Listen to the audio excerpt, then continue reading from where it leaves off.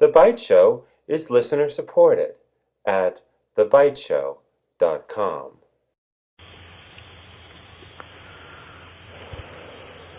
Hello, everybody. This is GeorgeAnn Hughes, and this is The Byte Show. And we are blessed to have Joseph P. Farrell with us. Dr. Farrell, as most of you know, is a brilliant researcher, a very gifted author, and the things he comes up with, oh my goodness. And tonight we're going to kind of hash around Roswell and the Reich. Hi, Joseph. Hey, GeorgeAnn. Happy Thanksgiving. Happy Thanksgiving to you. Thank you. I'm having a tomato sandwich. Oh, for Thanksgiving? Yes. Jeez. I'm not doing much better. Yeah. Well, it's better than dog food. Well, this is true.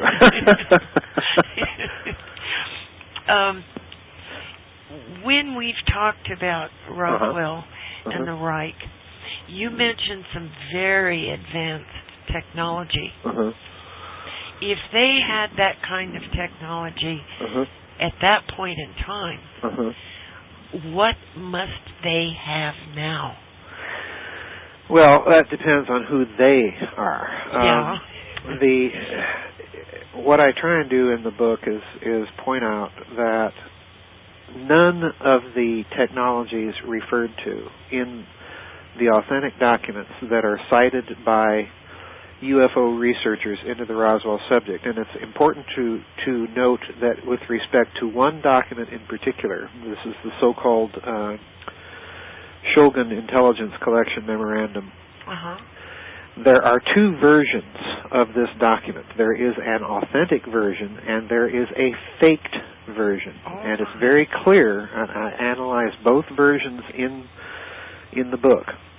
But it is the faked version of this document that is actually cited by UFO researchers into the Roswell crash, all right? So in other words, they didn't really do due diligence on the document that they refer to. And the reason this is important for the technology question is this.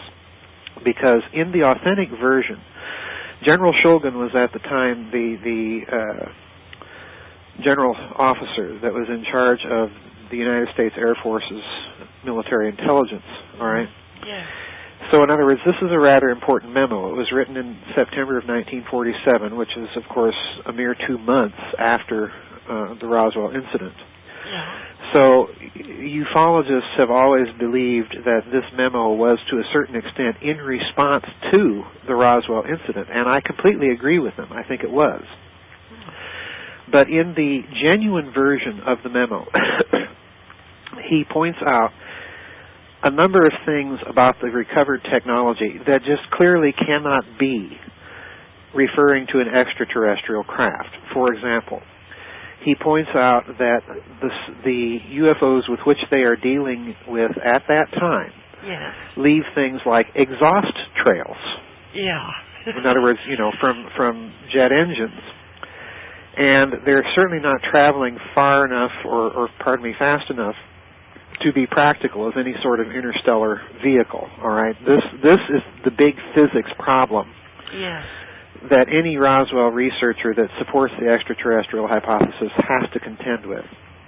Because the technologies described in this intelligence collection memorandum, which they themselves refer to in reference to the Roswell incident, are simply not adequate to be extraterrestrial. Now, here's the killer, GeorgeAnn.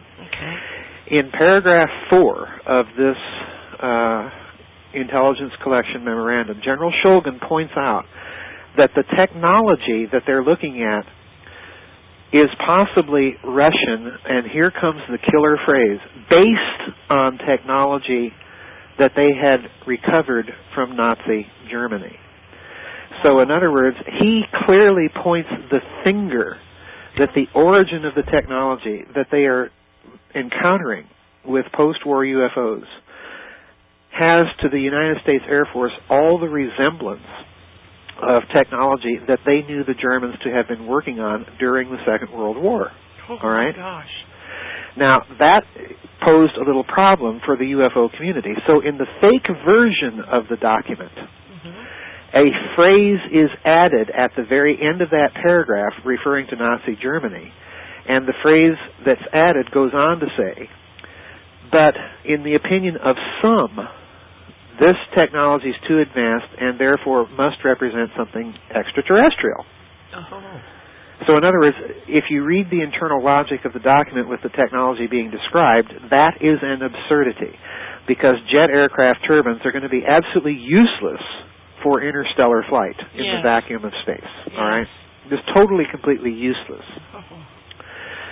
So, you know, you have little discrepancies like this, but my point in raising all of this is that clearly the United States military was panicked after the Roswell incident, because if my reading of all the evidence, you know, and Roswell and the Reich is, let's face it, it's a long book. It's 500 plus pages. You know, I attempted to survey all the major research, pro and con, in the Roswell community to come to the conclusion I come to, and that is that the reason that the military panicked in New Mexico in July of 1947 was not because they had recovered something extraterrestrial, but that they had recovered something Nazi, and they knew it. And if they recover something Nazi, and it's not, quote-unquote, our Nazis flying it around in the skies of New Mexico, after all, we would have known about that. If it's something Nazi, then it's not Soviet, and it means that the Nazis are out there, and they're still researching this stuff.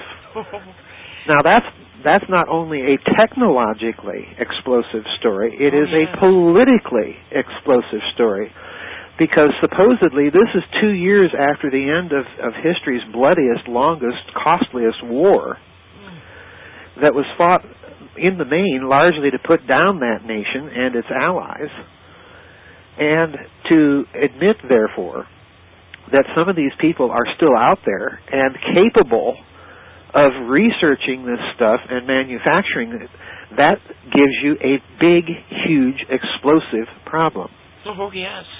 Now, your question was, then, what pitch of development could they have brought this technology to? Well, I look at the they in your question in two ways. The first they would be the Nazis themselves, and that question would imply that their organization is somehow still in existence, number one. And I believe it to be. I cover that story in the Nazi International, but people should understand there are a number of other authors who have, scholarly authors, who have tracked this post-war Nazi extraterritorial state, for want of a better expression, very, very carefully. And many authors, European authors such as Henrik Kruger, who wrote a wonderful analysis of the fascist penetration into the international drug trade after World War II. He wrote a book called The Great Heroin Coup, in which he documents this post-war Nazi international's influence within mafia-like criminal undergrounds. All right. There's another author, I forget what his name is, but he wrote a wonderful book called The Beast Reawakens, in which he simply examines the structures, organizational structures of these post-war fascist organizations. So in other words, I'm not the only one saying that there's this post-war Nazi international. I mean, crying out loud, Jim Marrs, you know, our friend Jim Marrs, who's very well known and written several best-selling books, has been on this theme himself. So, in other words, you know, it's not as radical of an idea as it may sound at first. The difference between what they're saying and what I'm saying is I'm saying that they're taking all this money that they are getting from their criminal activities and then in turn using that money to fund ongoing independent research that began in World War II into some of these very advanced aerodynamic projects.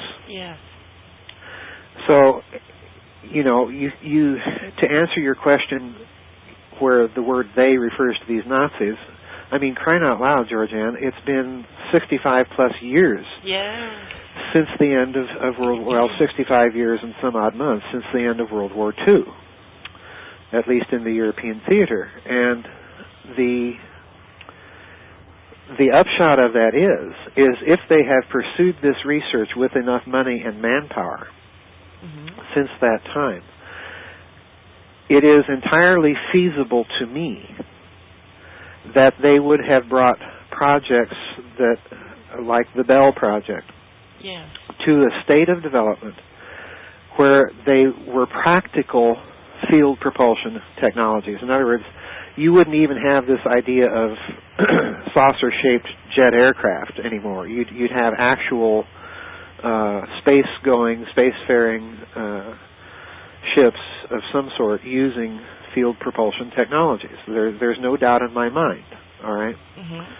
Now let's look at your question from another standpoint. Okay. Where they represents the American military-industrial complex, because again, let's go back to Roswell and what I think happens there. If you have the intelligence officer of the only atomic bomb group in the entire world at the time going out and looking at some debris in a rancher's field in New Mexico, and of course that intelligence officer was Major Jesse Marcell. All right. Well, Major Marcell, and this is something I point out in Roswell and the Reich, and I hope that the listeners understand the importance of what I am about to say.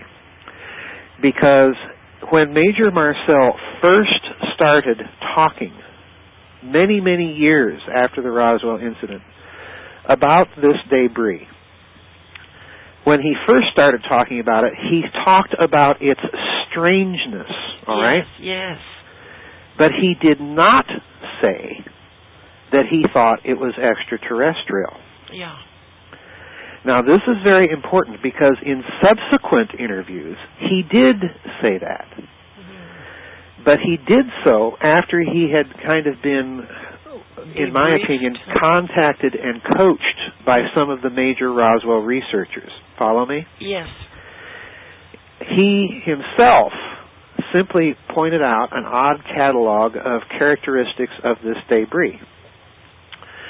And I think if you combine his little catalog of debris and its characteristics, and then these legitimate documents that emerge within U.S. Air Force intelligence, within the U.S. Air Force Air Materials Command at Wright Patterson Air Force Base in Dayton, Ohio, which incidentally is where a lot of these German paperclip scientists are based. Okay. So in other words, you've got all this analysis coming out of, and pointing the finger at Nazi Germany. Well, it's coming out of Wright Patterson Air Base, where you've got all these Nazi paperclip scientists, all right? So in other words, there's yet another little coincidence that's pointing the finger not towards extraterrestrials, but towards Nazi Germany. So the military, I think, in our case, looks at this incident and realizes it's sitting on a hot potato for two reasons. Number one, the Nazis are out there somewhere. Number two, they're well enough organized and well financed enough that they're continuing this research and they're violating our airspace with impunity. Number three, their technology is still superior to anything we can put in the air. And number four, we'd better do something about it. Okay? Yes. I mean, that to me is the obvious conclusion. It would have been dereliction of duty, GeorgeAnn, for these Air Force generals and officers not to realize that they had to embark on a so to speak, a program of crash catch-up and do so real fast. Because after all, this technology that they're dealing with represented things at least a decade, if not more, in advance of anything we had on the drawing boards. And even what we had on the drawing boards, GeorgeAnn, we had on the drawing boards largely by dint of the influx of all of those German paperclip scientists. Yes. Okay? So in other words, it's a case of our Germans playing catch up with their Germans. Oh, gee. Well, It's really a bad situation to be in, for the world's only major power after the end of World War II, to realize that, the old enemy's not really defeated, and now the worst case is they're not even located in Germany anymore. We don't know where they are. Yeah. Well, here recently, in the last couple of nights, National Geographic ran a thing about secret underground bases where Congress would be taken in case of,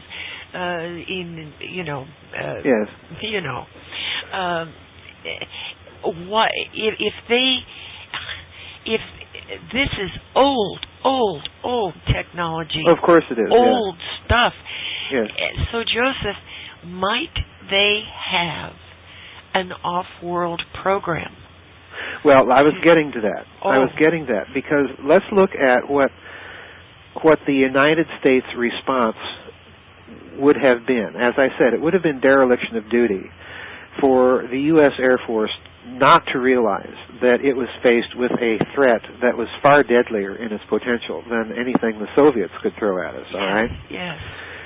So they would have embarked on a crash program of catch-up.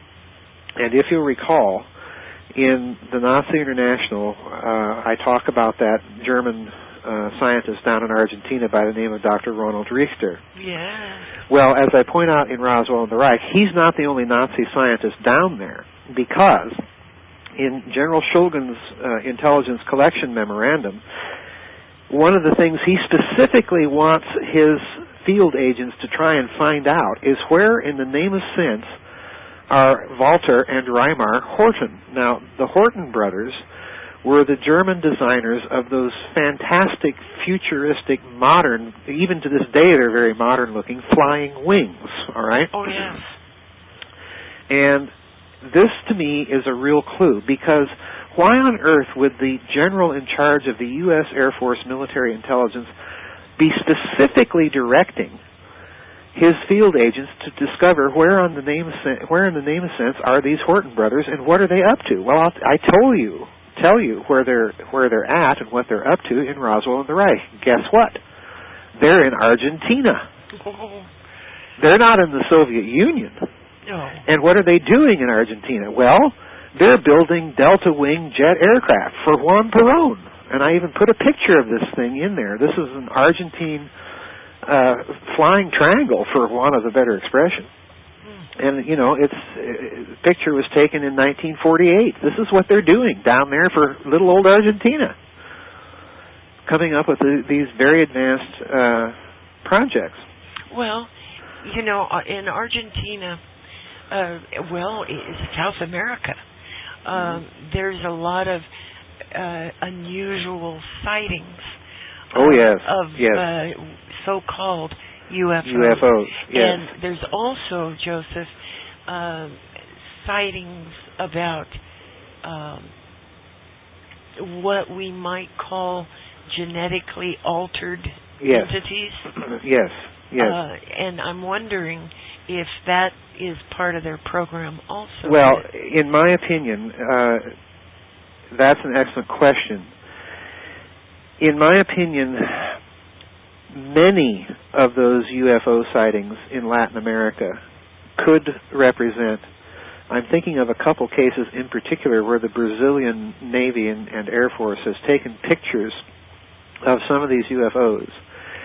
And if you study these pictures carefully, GeorgeAnn, although I have not written about this in any of my books, if you study these pictures carefully, the nature of the designs of these things looks very similar to actual designs for these turbine-based flying saucers that the Nazis were experimenting with and drew up plans for during the Second World War. All right. Mm-hmm. Now, that said, I am not saying that all Latin American UFO sightings are a bunch of Nazi flying saucers. Hardly. There's just too many of them for a secret project like that to account for all of them. And over Mexico also. And over Mexico, yes, sure.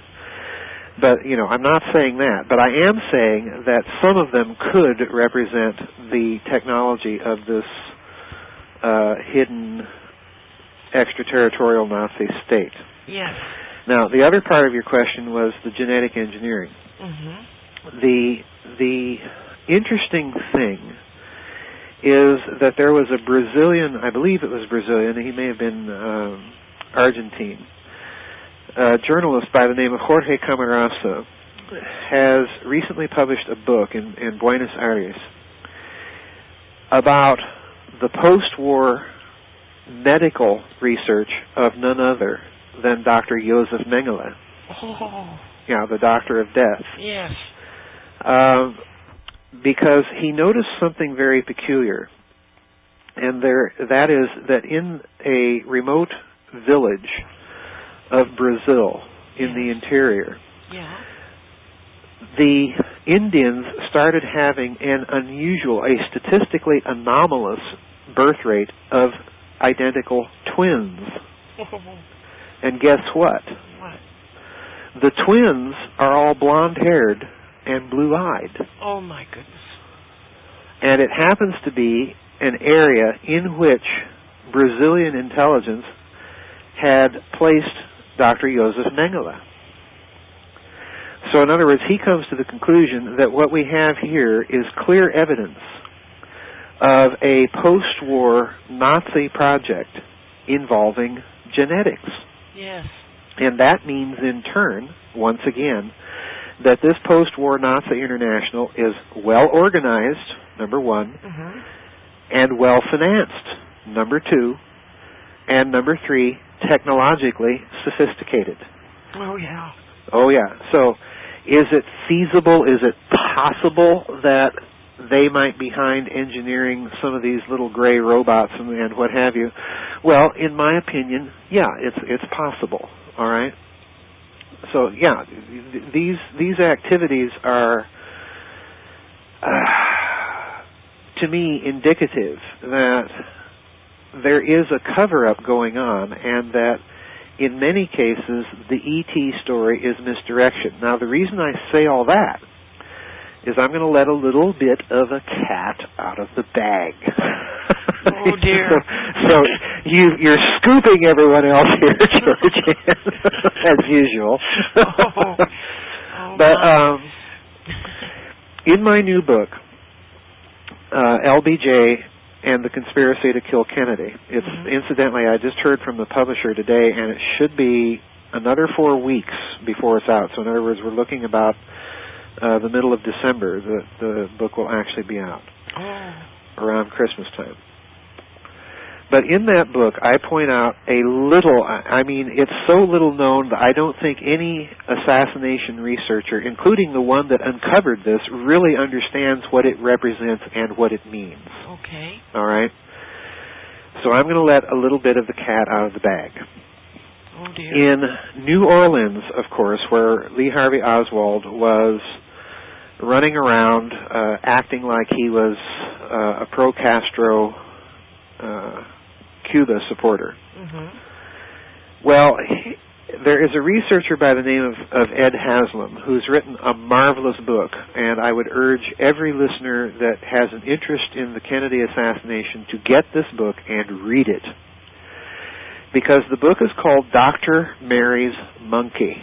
Oh, yes, I've heard of it. Oh, yes. It's an excellent, excellent book. He's a first-class researcher that, in my opinion, solved one of the century's greatest unsolved murders, and that was the murder of Dr. Mary Sherman, who at that time was an internationally well-known cancer oncologist. Yes. Okay. Well, apparently she had been involved with another famous, very famous physician, who I'm ashamed to say was from my home state of South Dakota. Oh, my. From Kimball, South Dakota. You know, I know that town very well. I've been growing up in South Dakota. Yeah. But, you know, his name was Dr. Alton Ochsner, Ochsner. In fact, some of your listeners may remember him. He was very famous. He was a permanent member of the American Cancer Society and so on and so forth.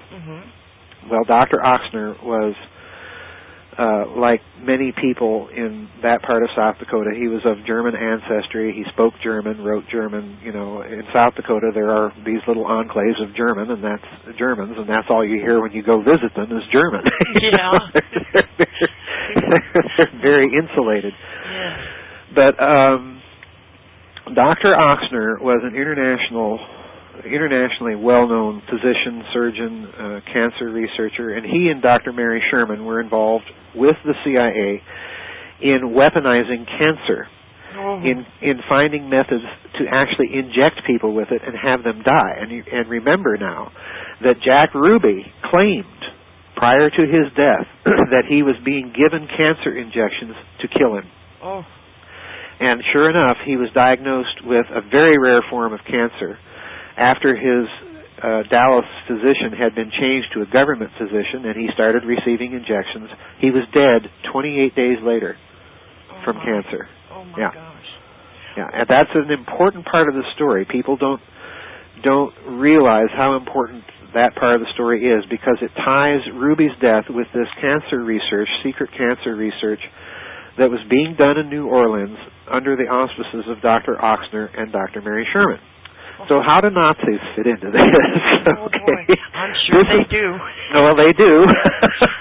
They do. And this is the part of the story that Ed Haslam missed. Because Dr. Oxner was, of course, the founder of the famous Oxner Hospital and Clinic there in New Orleans, right? Okay. And the whole purpose of this hospital was to cater to the very wealthy elite of Latin America. Oh. One of his prize premier patients was, guess who? Juan Domingo Perón. Oh my gosh. Oh my gosh. Okay. And Dr. Oxner went on several trips to Latin America doing who knows what down there. Now, do you know what I think he was doing? What?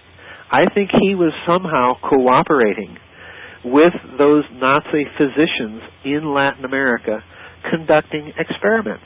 Oh, that's exactly what I think they were doing. Oh. Because the ultimate thing, GeorgeAnn, that you have to have in order to test a weaponized bioweapon is human test subjects. Yes. And you would use the Nazis as cutouts because they have no scruples about doing that sort of thing. Yeah, obviously. None whatsoever. Yeah.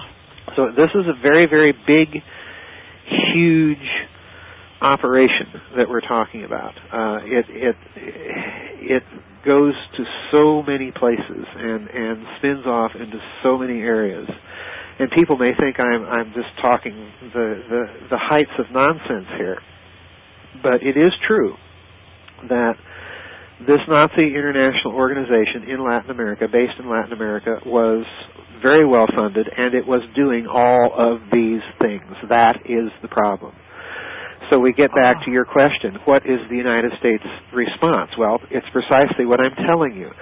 We started and realized that we had better catch up and catch up soon.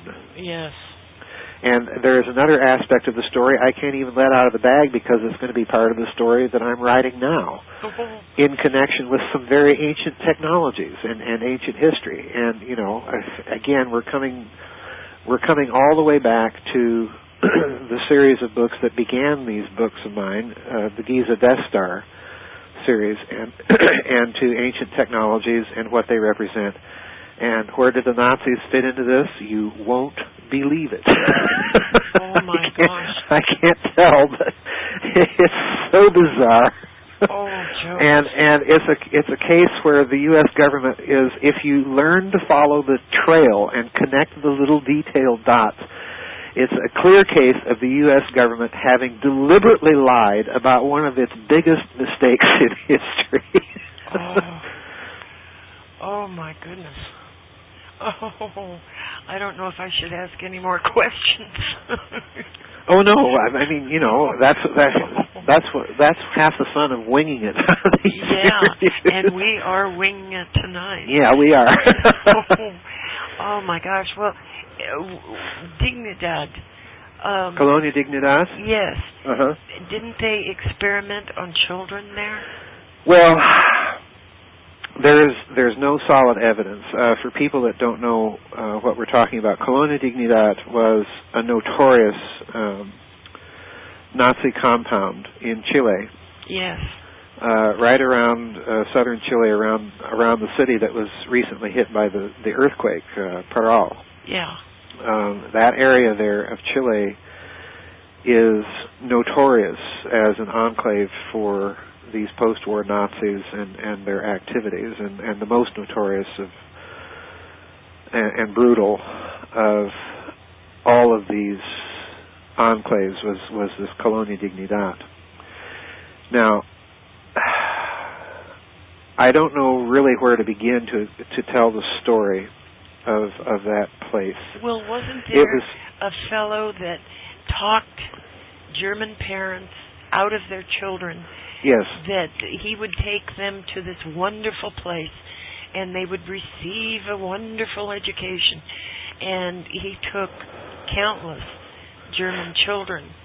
Well, they were essentially kidnapped by a Nazi cult. The man that did this styled himself a pastor, all right? Yes. And that is the other sad part of this story, is that there are tie-ins to evangelical missionary groups based in Latin America and in this country, incidentally, that have deep, deep ties to all of this covert intelligence Nazi activity in Latin America. And Colonia Dignidad is an example of that, but it is an example of something else, and this is so important for people to understand, because it is a clue to the nature of this post-war Nazi international and what it really is. And that is that it is Colonia Dignidad that begins the expansion of occult ideology and doctrine into post-war Nazism. So in other words, part of the reason that this international fascist organization is able to continue and command continuing loyalty is that it has transformed itself in some respects into a cult, into a religion. Yes. Okay, so in other words, it's what I said a long time ago. When the Nazi Party was midwifed into existence, it was these occult and esoteric secret societies in Nazi Germany, like the Thule Gesellschaft and the Vril Society and groups like that did it. After the war, it returns to its roots. Okay? It returns to its roots. Colonia Dignidad took these children and subjected them to every psychological brainwashing technique that you can imagine or think of. Sensory deprivation, sleep deprivation, the whole 9 yards. Yes. They were brutalized. That said, I don't think there has been any solid evidence to date that some of that included actual ritual murder. But given the nature of the beliefs that were being fostered at Colonia Dignidad, it would not surprise me.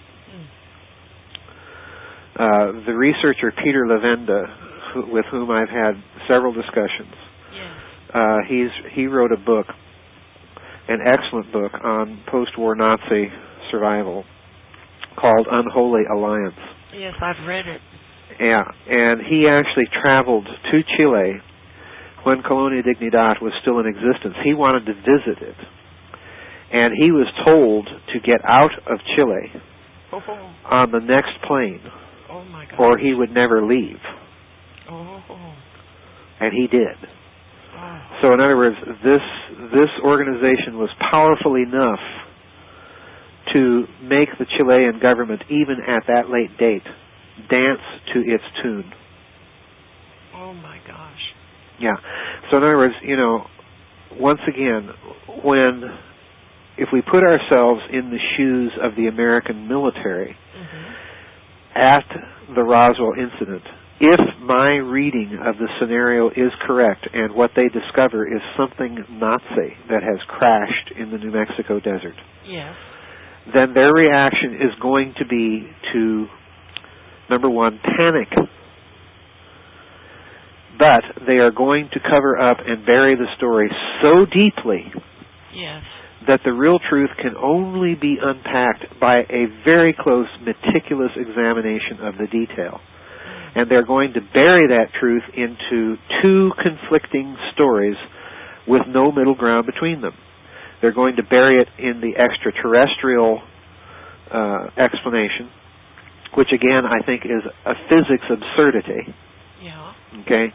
And number two, they're going to bury it with the mundane, prosaic, trivial balloon. It was just a balloon explanation. You know, much ado about nothing. And if you buy that one, I've got a bridge in Brooklyn to sell you. Oh my gosh.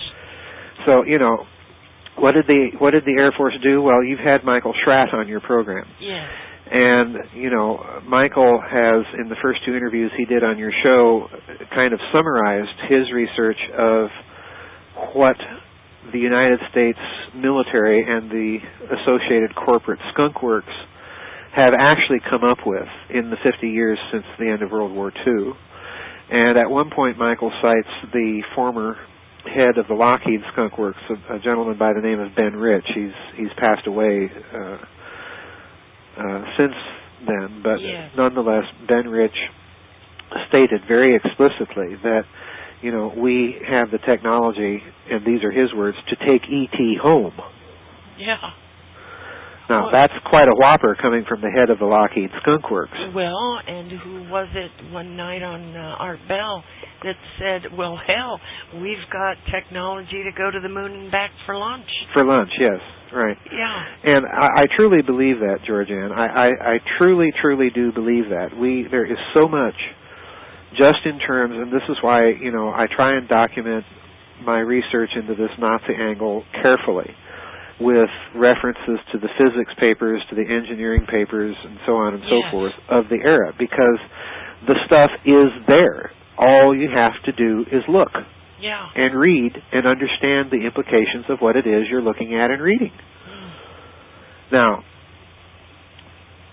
if we have the technology to go to the moon and back for lunch, chances are, if this post-war Nazi organization was able to maintain its lead, chances are they did too. And had it, here's the curveball, had it earlier. Before we did. Now, the reason I mention all that is last year NASA crashed that satellite into the south pole of the moon. Remember that? Oh, yes. Okay. Well, a certain friend of ours, who I'm sure you know, was busily tracking what that satellite did, where it impacted, and what it threw up when it impacted, all right? And there's just no way that you get what was thrown up in terms of the mass spectrography. There's no way that you get the amounts of certain things in those concentrations without there being an element of artificiality involved. Okay, what do you mean an element of artificiality? Well, for example, lots of mercury was kicked up by that impact. Lots and lots and lots and lots of mercury. Oh my gosh. Now, do we all remember a certain Nazi experiment that used lots and lots and lots of mercury? Oh my gosh, Joseph. Does it ring a bell? Oh yes. Oh yes. Okay. Now, what was the NASA satellite called? It was called L Cross, right? Okay. Lunar Cratering and Reconnaissance Orbital, something or other. L cross, all right? Mm-hmm. What do you get when you take 4 letter L's and cross them? Swastika. A swastika. Yes. So, our friend has the idea that this was a little message in the very name of the satellite itself. Oh, my goodness. That was being sent to a certain group of people. And given all of the context that I've been talking about, about this post-war Nazi activity and what they're up to, it wouldn't surprise me at all that is exactly what was being done. Oh my gosh. Oh yeah, it's this is a huge story. Roswell is sort of a little tip of the iceberg. Yeah.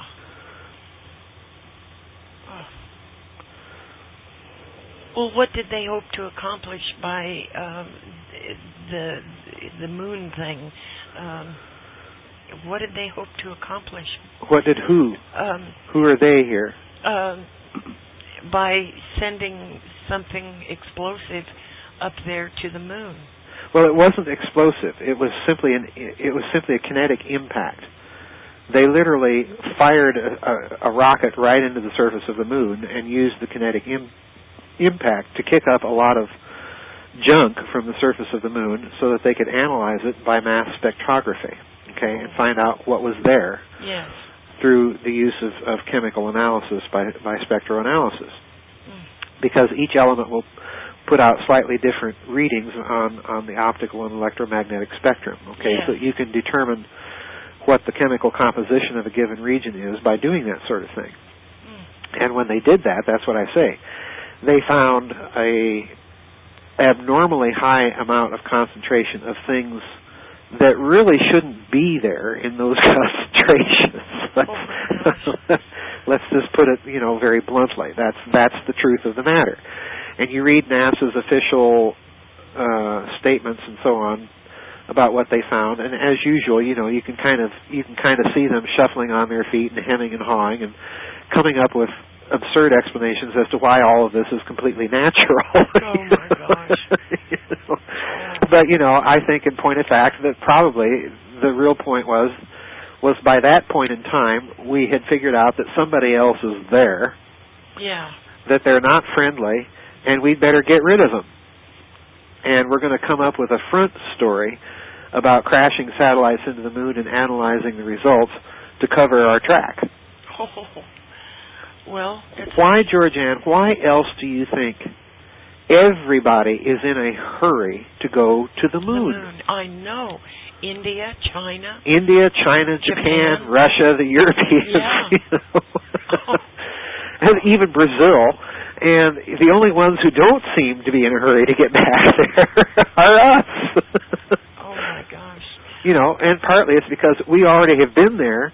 We already found out what was there. We already know what's there. And we have a good suspicion that there's somebody there and they're not friendly. Oh, my goodness. The suspicion, GeorgeAnn, I remember back in the good old heyday of ufology, there was a fellow by the name of Fred Steckling out there, a German fellow, that maintained that there were ET extraterrestrial bases on the moon, and that the reason that the United States didn't go back and complete the Apollo program with more moon landings was essentially that we had been warned off. Yes. We had been told not to go back. Yes. Well, that may be partially true, but it may not have been ETs doing it. After all, quoting Ben Rich once again, if we've got the technology to get to the moon and back for lunch, someone else may have that too, and may have had it a little earlier. Oh, boy. Oh, boy. Yes. Now, I'm not saying that is so. I'm simply saying it's a possibility. Oh, my gosh. This gets stranger and stranger. Well, of course it does. Oh, my gosh. Truth is stranger than any fiction ever will be. Oh, yes. And the truth of the matter, folks, is that the technology that crashed at Roswell was not extraterrestrial. Why is it that the ET crowd gets so offended at that?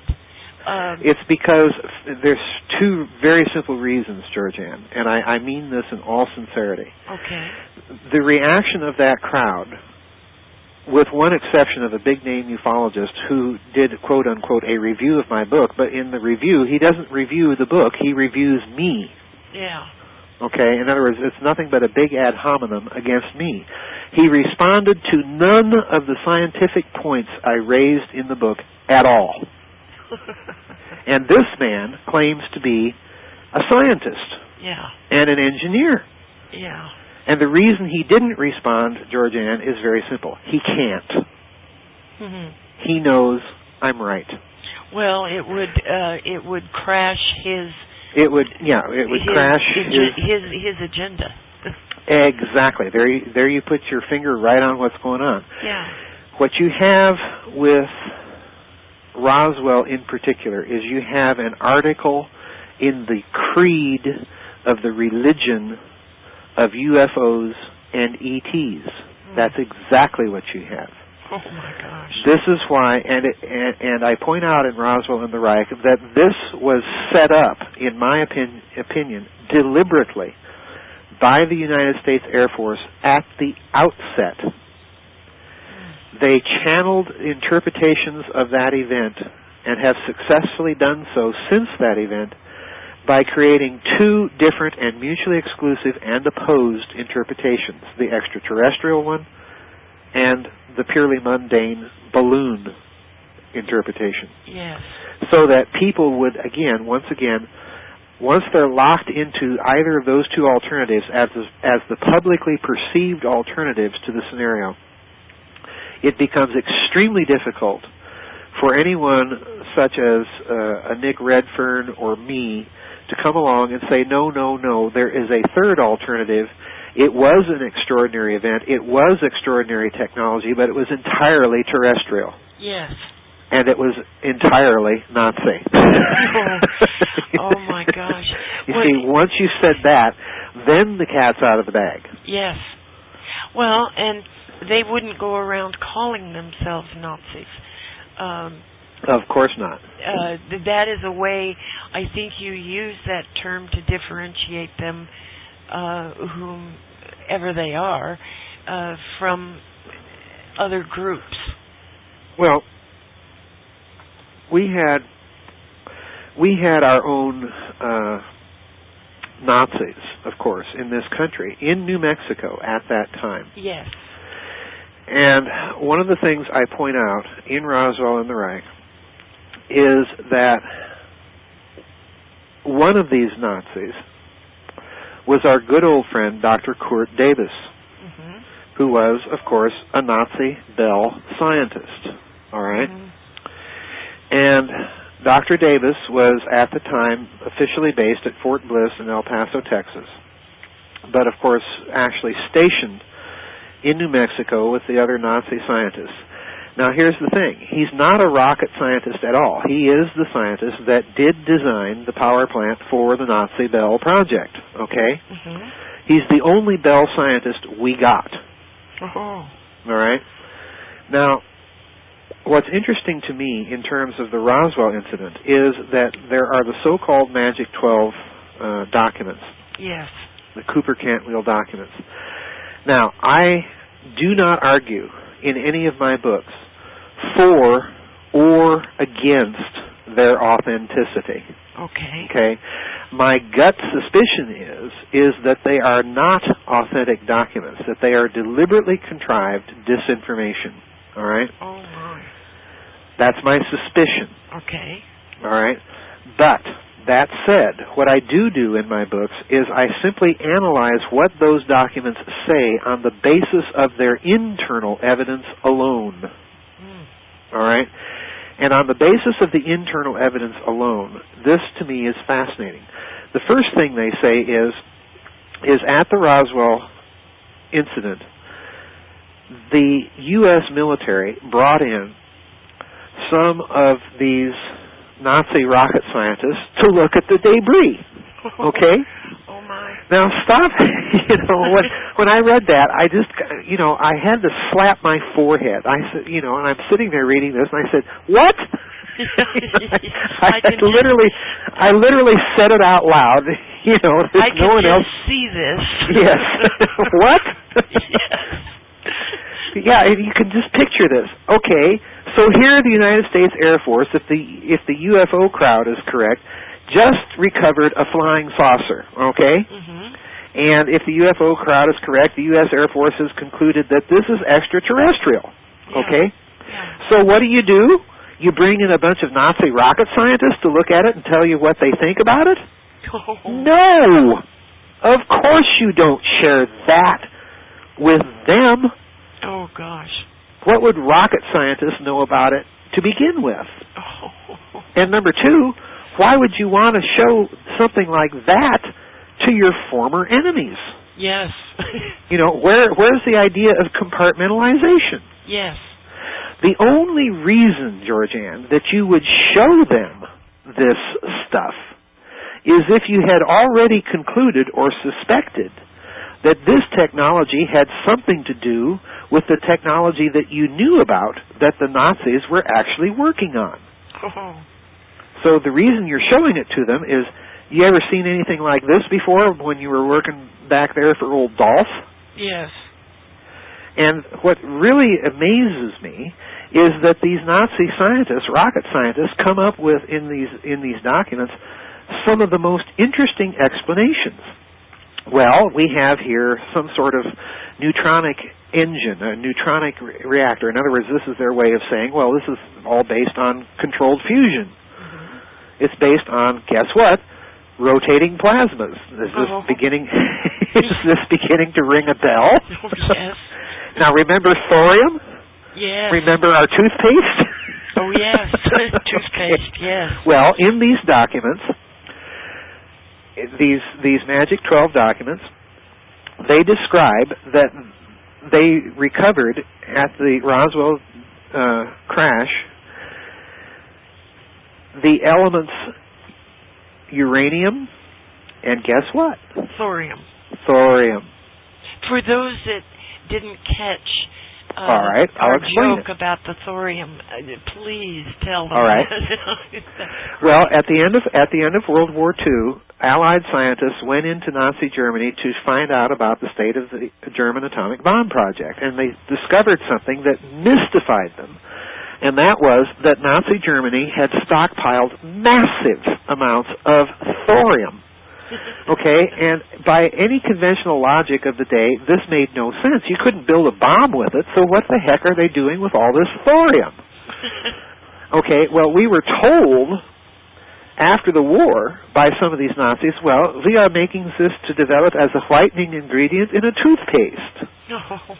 Now, if you're willing to buy that, again, I have a bridge in Brooklyn I'd like to sell you. Okay? Oh, my gosh. It was so absurd. But as I point out in The Philosopher's Stone, I think the real reason that the Nazis are stockpiling this thorium is because thorium was one of the ingredients used in that serum that the Germans put inside of the bell. Oh, ha, ha, ha, ha. Yes. And what did the bell do? Well, it levitated. Yes. And it made a plasma out of that stuff. And it rotated it. Is this all beginning to sound familiar? Oh, yes. So here we have, in these Magic 12 documents, and please understand, people, the importance of what I'm about to tell you now. In these Magic 12 documents, which were leaked prior to anything being published in any language about the Nazi bell. Let me repeat that. These documents were leaked prior to anything being written in any language about the Nazi bell. You have an exact description of the basic principles of that device and some of the ingredients used in it. Oh. So on the basis of the internal logic of these documents and the context in which they purport that these observations are being made, there is a strong argument that they are based on some incident that actually happened. Mm-hmm. So in other words, these Nazi scientists were brought in to look at this debris because it was the suspicion of the Air Force that they were dealing with a post-war Nazi technology that was a continuation of things that they had discovered during the war. That's the reason you bring in these rocket scientists. Now, why is Davis so important? Because if there is one scientist in New Mexico that could look at this stuff and give an opinion like that as to what it really represented, it was Dr. Davis. Because he, after all, had been the one who had designed the Bell device. Oh, my gosh. Oh, my gosh. Now, here's the real kicker.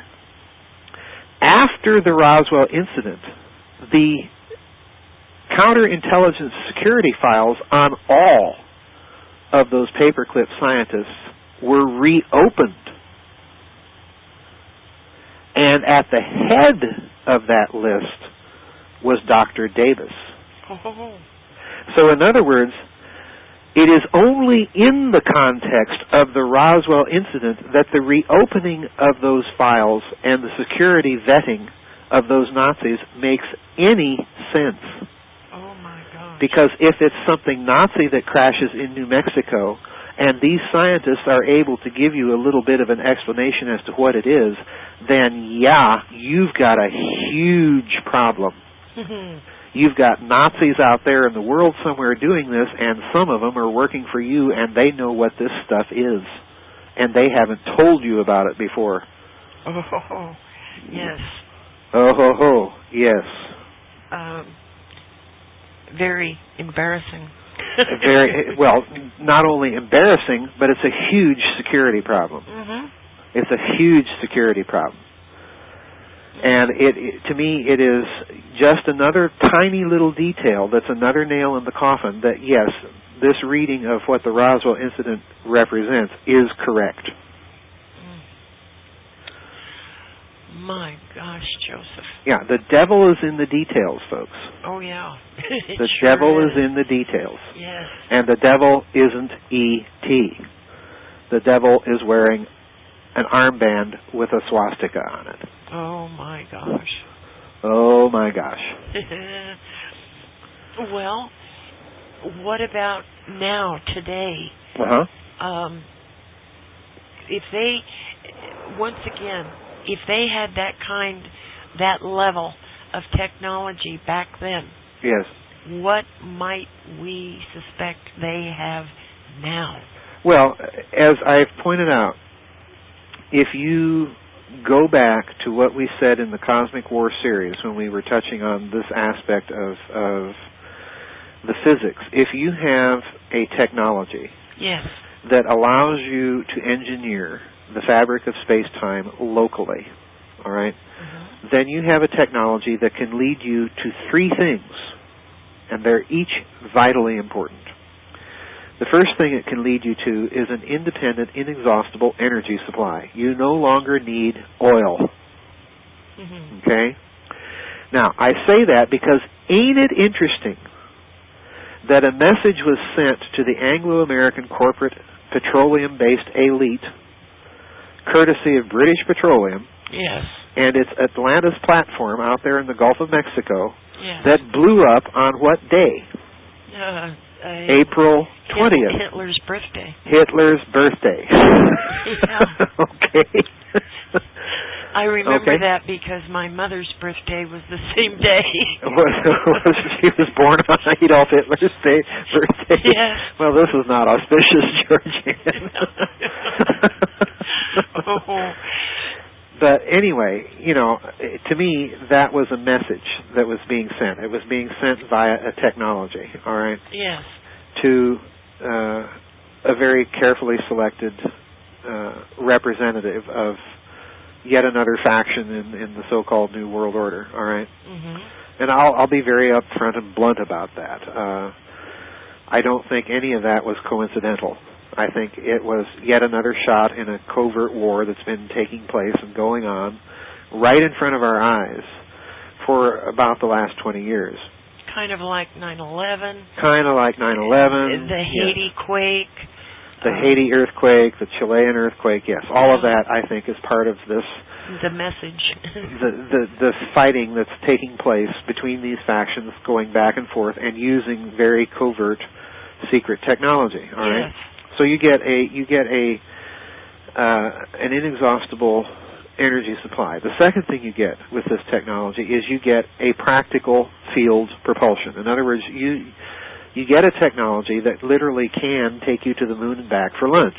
Yes. All right. You don't have to take big, huge chemical rockets to lob a couple of tons of stuff, into orbit around the moon, and then a few 100 pounds you can put onto the moon, and then a few 100 pounds less you can lift off from the moon using clumsy chemical rockets. All right. Yes. This is, folks, that technology is as obsolete as the dodo bird. You don't need it. All of that stuff is for public show. Yes, I believe that. Well, I do too. It takes not very much study to discover that there are all number of people actually involved in inventing this off-the-books technology that have been saying for years that we have some truly fantastic stuff. And Kim Il-jung thinks he's going to threaten the West with A-bombs. Antiques. Antiques, yeah. Exactly. Antiques. Yeah. And the whole nuclear thing is antique. Well, in my opinion, it is, yes. Yeah. For more reasons than one, but we won't go there. Yes, we're going there in the future. I know. I know. Oh. But the third thing you get with this stuff is you do get a potential weapon that would make a hydrogen bomb look like a firecracker. Yeah. And folks, again, if you don't know what a hydrogen bomb can do, you just really have to bring yourself up to speed. These things make atom bombs look like pop guns. Yes. Remember, an atom bomb is the fuse for a hydrogen bomb. Yes. It's the fuse. A hydrogen bomb is an enormously destructive weapon. Yes. You can literally wipe out, flatten the entire metropolitan area of Newark, New Jersey to Hartford, Connecticut, and all of New York City and Long Island with one hydrogen bomb. That they are enormous, enormous, enormous weapons.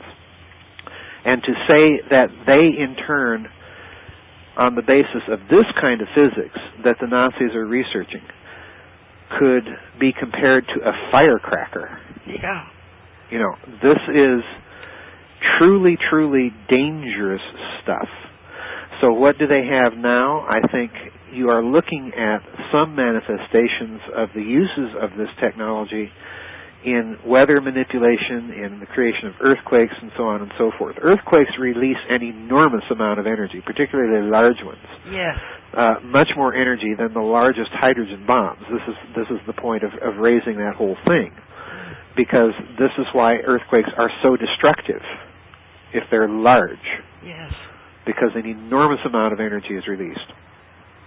So, yeah, you have all of this technology, and again, I think the signal event that brings it to the American consciousness is Roswell. Because in my reading of the situation, GeorgeAnn, we did not get all of that stuff from Nazi Germany at the end of the war. The Bell and its salient features went to Argentina. Yes. So in other words, Roswell is what really brings home to our attention that all of the suggestions of advanced Nazi research that we discovered as we went into the Third Reich, as it collapsed at the end of World War II, that all of those suggestions that we were discovering, that they were up to something much, much bigger, but we couldn't quite put our finger on it. After all, we don't even know what they're using all this thorium for, but we know probably it's not toothpaste. Yeah. That is the darndest story. It's so brazen. Yes. Because it's literally them thumbing their noses at us. Okay, explain what we're doing with this stuff on the basis of your conventional science models. Yeah. And we couldn't do it. Mm-hmm. We couldn't do it because we were thinking too inside the box. We have to remember something, and I go back to this that I said, I think in one of the Cosmic War sessions, GeorgeAnn. When the Nazis ideologically forbade the pursuit of so-called Jewish physics, okay, the standard academic explanation of what resulted from that was that the physical sciences in Nazi Germany stagnated, and that's the reason that they lost the race for the atom bomb, and that's the reason that so many of their secret weapons research projects were just plain kooky, and they were. Okay? A lot of them were just plain kooky. Okay? But I maintain the opposite. Because as is now becoming very evident to serious physicists with the courage to speak out, there's the key, there are massive problems with relativity theory. Yes. Massive, massive, massive ones. Yes. Now, the Nazi regime came along and said, there are massive problems with relativity theory. We want you to come up with something else. Yeah. So in other words, the Nazi physicists working in these projects were forced to think outside of a box, inside of which the Allied scientists had put themselves. Oh, yes. Okay? Yeah. And as a result, you're going to get a lot of kooky stuff in Nazi Germany. You're going to have a lot of failures. It's the successes that they're going to keep well hidden from you. Because it's the successes that indicate they came up with a successful and very different paradigm of the physical sciences and physical mechanics. And they were willing to let observation determine the way in which they went, not the dictates of the mathematical formulae of relativity theory. Yes. And that is true science. And that is precisely what is wrong with a lot of physics now. Oh, yeah. I wish I could get into some of the mathematics of it, because if there's mathematicians in the audience, it would make a lot more sense if I, could sit down and show you what one tiny little change in the time operator in Maxwell's equations, the edited versions of his equations, incidentally, will really do for you. And that's very technical and mathematical, and just right over everybody's head. But change it from a partial derivative form to a full derivative form, as in Faraday, and there's your answer. So anybody out there of technical mathematical inclination, take that and run with it. Okay. Oh my goodness. Oh my gosh, Joseph. This thing just gets deeper and deeper and deeper, and of course they're not going to be able to hide it too much longer. No, GeorgeAnn, it's already breaking down. Yes. In massive ways. And it's breaking down in any number of ways. I mean, it's breaking down in terms of the Roswell story. I mean, after all, anybody with junior high school physics can look at what the Roswell ET proponents have been saying about the nature of that crash and see that the physics that is implied by what they're saying and the actual physics implied by the recovered debris are two different things. Yes. I mean, my word, GeorgeAnn, most UFO reports of that era, place the top speed of UFOs at around 1,200 miles per hour. Okay? Yeah.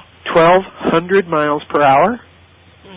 You're telling me that you believe extraterrestrials came from outside the solar system on craft whose reported top velocity is 1,200 miles per hour?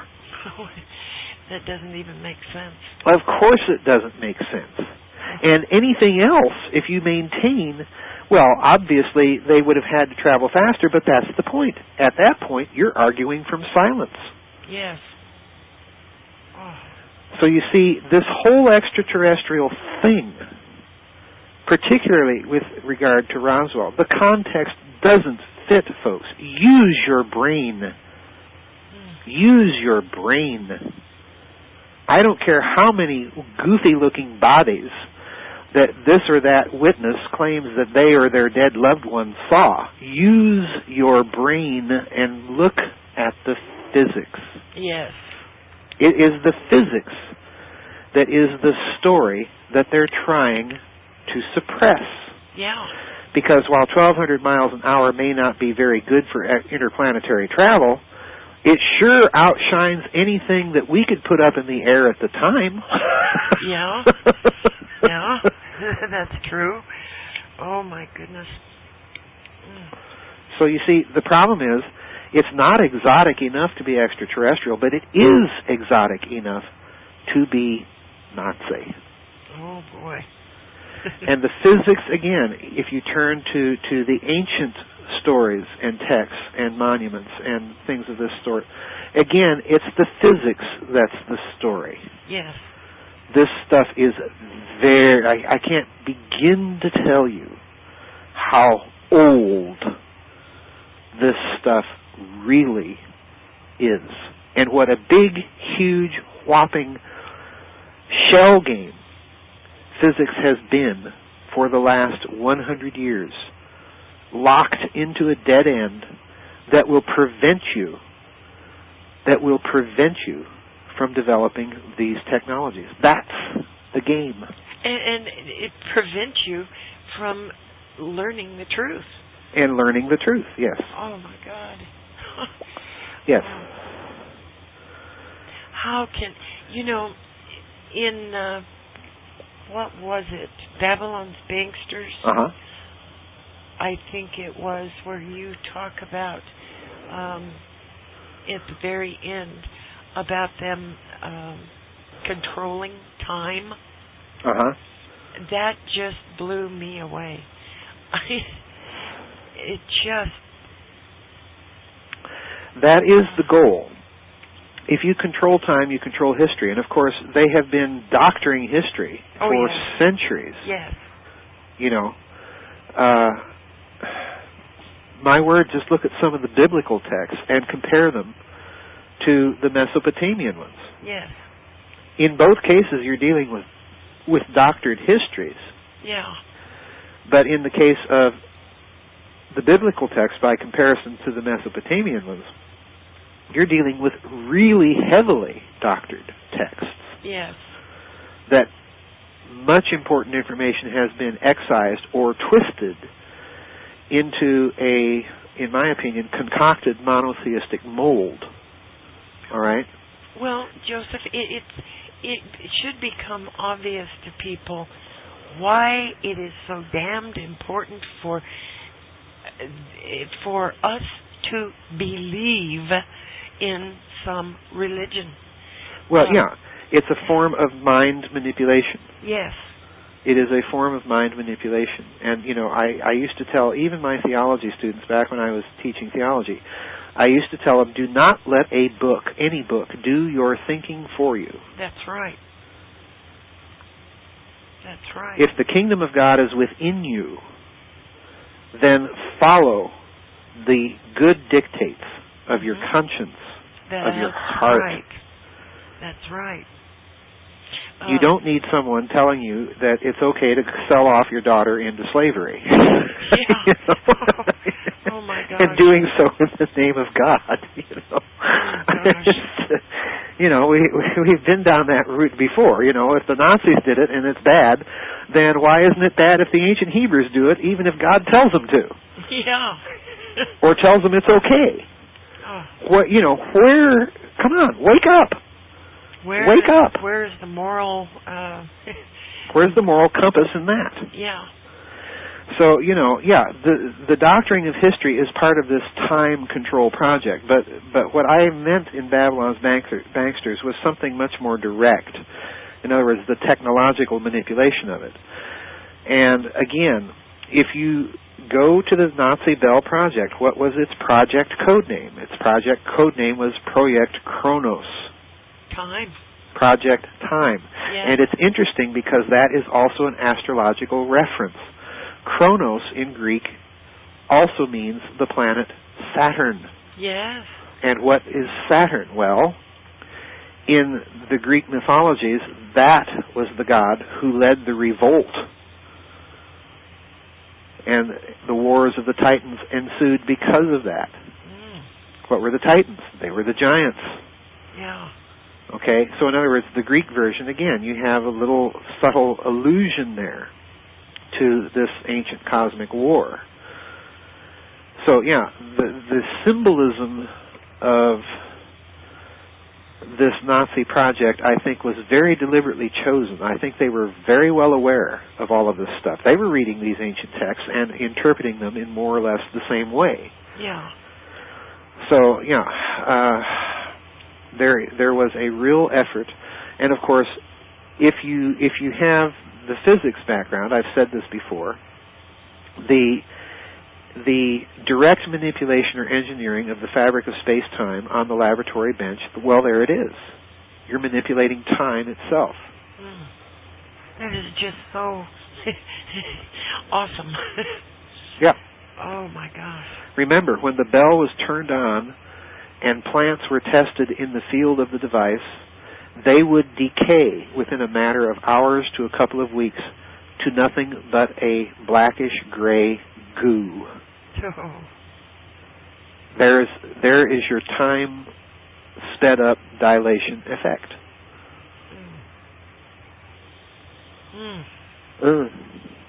Well, I wonder if that's what they've got planned for us. Well, I don't know. Who knows what sort of kooky schemes these nuts come up with. Yeah. They've got too much time and technology on their hands. There's nothing worse than the idle rich, because they're so rich, what do? Well, you sit around and plot world domination. That's what you do. Yeah. Because you're bored. You do it because you can do it. Yeah. You do it because there's nothing else really that gives you any thrills in life. There's no challenges left. Oh, dear.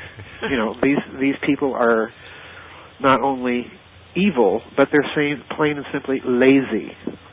Oh. They're the idle rich. Yeah, yeah. Indolent, debauched. Yes, they are. And it's like with the current financial issues, that all had to have been planned. Well, I've argued that case in Babylon's Banksters. I think that there is at least an element of it that was planned.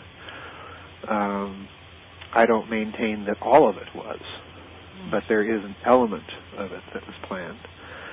But again, I think all of this has to be viewed in the context of these very sophisticated, off-the-books technologies that if you're following things closely and carefully and know where and how to look, there is every indication that we are looking at factional infighting within those various elites fighting each other by means of this technology.